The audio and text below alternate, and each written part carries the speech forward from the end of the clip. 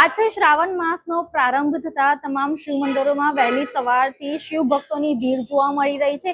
તો જે મહત્વનું વાત એ છે કે શ્રાવણ માસમાં જે મહાદેવજીને અલગ અલગ પ્રકારના દ્રવ્યો ચઢાવવાનો વિશેષ મહિમા હોય છે. ત્યારે સુરતના ગોપીપુરા વિસ્તારમાં આવેલ કામનાથ મહાદેવમાં આજે અહીં ભક્તો દ્વારા પણ મહાદેવજીની પૂજા અર્ચના કરવામાં આવી છે. તો આપણે ભક્તો પાસેથી જાણીએ કે કઈ રીતે મહાદેવજીને શ્રાવણ માસમાં પૂજા કરવામાં આવતી હોય છે અને શું મહત્વ છે. આપનું નામ? મારું નામ ભારતીબેન રાણા છે. હું અહીંયા ગોપીપુરા વિસ્તારમાં જ રહું છું અને અહીંયા હું સવારથી પૂજા પાઠ કરવા માટે આવું છું. ત્યાં જલ, દૂધ, બીલીપત્ર, ધંટુરો, કમળ, શમી, પછી તલ, જવ, સવ, ચોખા, દૂધ, શેરડીનો રસ, મધ, અત્તર. મહાદેવજીનો શ્રાવણ માસમાં એ મહિમા છે કે મહાદેવજીએ અમૃત પાન કર્યું હતું.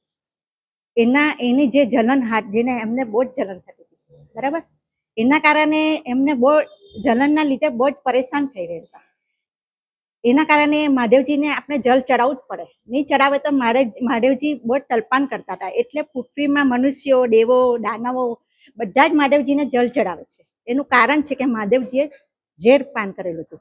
એટલે આપણે જલ છે, દૂધ છે, એના લીધે આપણે આ વસ્તુ દૂધ ને પાણી તો ખાસ ચડાવવું જોઈએ. આ મહિમા ખાસ શ્રાવણનો ખાસ મહિમા છે. સોમવારે તો અધિક મહિમા છે. બીલીપત્ર ને જલ ને દૂધ તો ખાસ ચડાવવું જ જોઈએ. બીજું ના ચડાવો તો ચાલે, પણ એ તો ખાસ ચડાવવું જોઈએ. આપણી સાથે બીજા પણ ભક્ત છે, એમની પાસેથી પણ જાણીએ કે શું મહિમા છે અને મહાદેવજીની કેવી રીતે પૂજા કરવામાં આવતી. મારું નામ રાયેશ ભગત છે. હું અહીંયા ઓછામાં ઓછા 25 વર્ષથી અહીંયા આવું છું મંદિરે.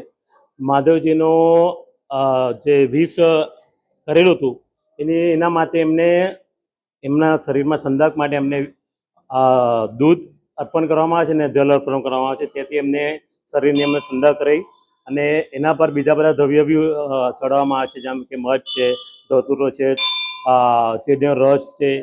આવી ઘણી બધી દ્રવ્યો એના પર ચડીને એમને ઠંડક કરવામાં આવે છે. ભક્તો કેવી રીતે પૂજા કરતા? શ્રાવણ માસમાં કેવી રીતે શું કેવું છે? શ્રાવણ માસમાં તેમની વિશેષ પૂજા શેનાથી કરવામાં આવે? બીલીપત્ર છે, ધતુરો છે, મધ છે, શેરડીનો રસ છે, દૂધ, પાણી, જવ, તલ, એના બધા એ બધા ચડાવવામાં આવે છે.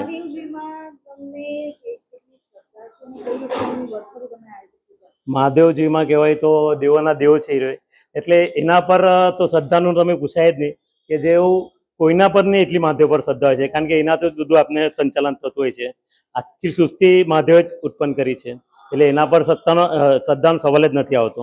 અપૂર્વ શ્રદ્ધા છે આપણે એના પર.